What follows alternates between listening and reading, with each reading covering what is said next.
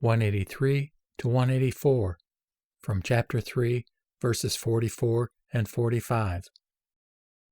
The transformation of the form in time, and the embracing of the soul in the elements and sense organs, which is in its middle way existence, they who thus imagine the birth of a child are not wise men. The Buddhas do not discriminate the world as subject to the chain of origination, but they regard the causation which rules this world as something like the city of the Gandharvas. 185.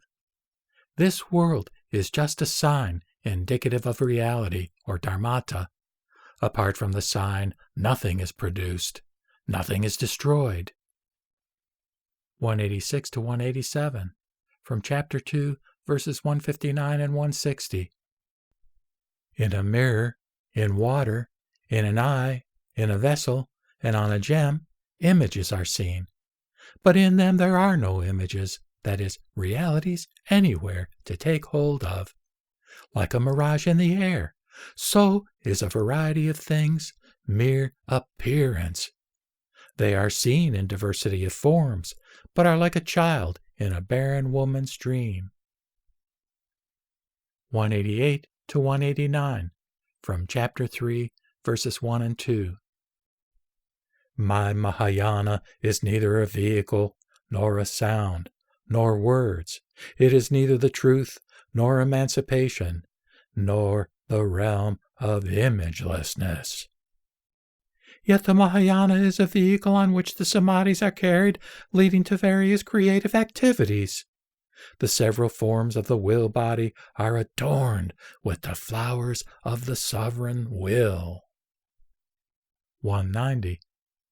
Existence, in its conditional relations, cannot be described as unity or diversity. It is just in a general way of speaking that there is birth, cessation, and destruction. 191. Emptiness unborn is one thing.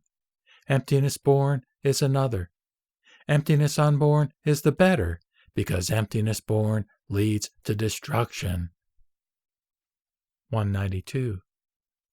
Suchness, emptiness, the limit, nirvana, and the dharmadhatu, the various will-made bodies, these I point out as synonymous. 193. Those who discriminate purity according to the sutras, vinayas, and abhidharmas follow books and not the inner meaning. They are not established in egolessness. 194 to 196, from Chapter 3, verses 12 through 14. It is not by the philosophers, not by the Buddhas, not by myself, not by anybody else, but by causation that being obtains. How can one talk of non-being? When being obtains by causation, who can bring about non-being? By reason of the wrong views based on the doctrine of birth, being and non-being are discriminated. When it is realized that there is nothing born, nothing passing away, there is no way to admit its being and non-being. The world is to be regarded as quiescent. 197. The visible world is likened to the hare's horns as long as all beings go on discriminating. Those who discriminate are deluded, just like a deer running after a mirage. 198. By clinging to discrimination, more discrimination goes on. When the cause of discrimination is put away, one is disengaged therefrom. 199 to 200, from Chapter 3, verses 54 and 55. As in a mirage in the air, the thought of water is cherished where there is no water. So things are seen by the ignorant, otherwise than by the wise. The insight of the wise, who move about in the realm of imagelessness, is pure, is born of the triple emancipation, is released from birth and destruction. 201. Transcendental knowledge is deep, exalted, far-reaching, and perceives all the Buddha countries. This I teach for the sons of the victorious one.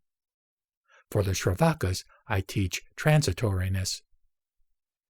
202. The triple existence is transitory, empty, devoid of the ego and what belongs to it.